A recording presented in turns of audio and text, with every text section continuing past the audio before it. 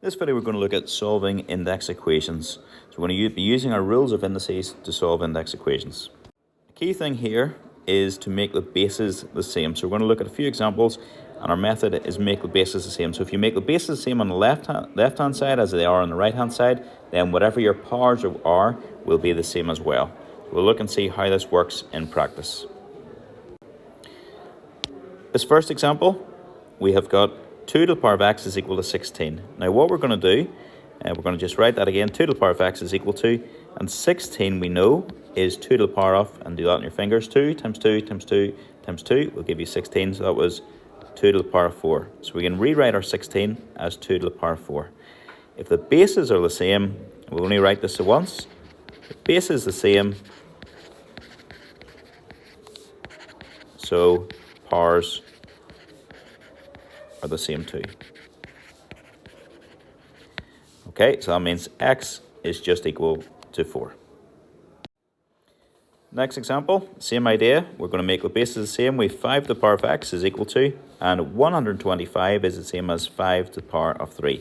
The bases are the same. That means our powers are the same, so x is just equal to 3. Very easy. Next example is a wee bit trickier. We have 3 to the power of x is equal to 9 squared. Our 9 we need to change, so we've still got the squared, but 9 is the same as 3 squared. We can use our rules of indices then to write 3 squared all squared as 3 to the power of 4. Now we've got base is the same, so our powers are the same, so x is equal to 4. Next example, tricky one again. We have got 8 and we've got a half, so we're going to make the bases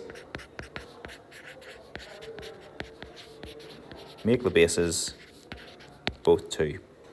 So 8 we could write as 2 cubed, and then that's the power of x, and a half is difficult. We can write that as 1 over 2 to the power of 1, which then becomes 2 to the power of minus 1. On the left hand side we have 2 to the power of and 2 to the power of 3 to the power of x, so multiply the powers. That's going to be 3x. Therefore, bases are the same, so the powers are the same. So 3x is equal to minus 1, which means x is equal to minus 1 divided by 3. Now you would need to be a heck of a lot better than me to be able to look at this original equation and guess that your power is going to be 3. So use that method. It works, and it works very well, and that will stand us in good stead. Next question, part E. Again, we're going to make the bases 2. So the left hand side is just 2 to the power of x minus 1. The right hand side, 2 times 2 gives you 4, times 2 gives you 8, times 2 gives you 16, times 2 gives you 32, and times 2 again gives you 64. So that's 2 to the power of 6. Bases are the same, so the powers are the same, so x minus 1 is equal to 6. And it's a nice easy linear equation to solve. Bring the minus 1 across, it becomes plus 1. So 6 plus 1 is 7. Tricky enough one. Example F then, we have 2 to the power of x plus 4. 1 over 16 is 1 over 2 to the power of 4. So that's 2 to the power of x plus 4 is equal to 2 to the minus 4. Again, bases are the same, so the powers are the same. That means x is equal to minus 4 minus 4. X is equal to minus 8. Next example, we have 1/3 to the power of n. I'm going to make the bases both 3. So 1/3, I'm going to write that as 1 over 1 to the power of 1. So that becomes 3 to the minus 1 all to the power of n is equal to 81, which is going to be 3 to the power of 4.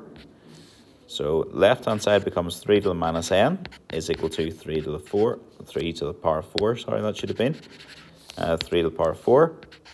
So then we have the powers are the same. Minus n is equal to 4. Change the signs of both sides. So n is equal to minus 4. And our last one, again, we're going to make the bases 2. 8 is 2 cubed. The right hand side is 2 to the power of minus 3x. The bases are the same, so the powers are the same. 3 is equal to minus 3x. then it means 3 divided by minus 3 is equal to x. So minus 1 equals x. And any mathematician would prefer to write x is equal to minus 1. Okay, we've one more example. It says, find the values of x and y if 2 to the power of x times 7 to the power of y is equal to 392. Thankfully, it gives us a hint. It says try prime factors. So we're going to do out our 392 and see what we get. So first thing I'm going to do is divide by 2. That's going to give me 196. I can divide by 2 again. That's going to give me 98. I can divide by 2 again. That's going to give me 49. And 49 divides by 7 to give me 7. Divides by 7 again to give me 1. So what I have found is 392 is equal to 2 to the power of 3 times 7 squared, which means your x is equal to 3, which was your power of the 2, and your y is equal to 2, which was your power of your 7.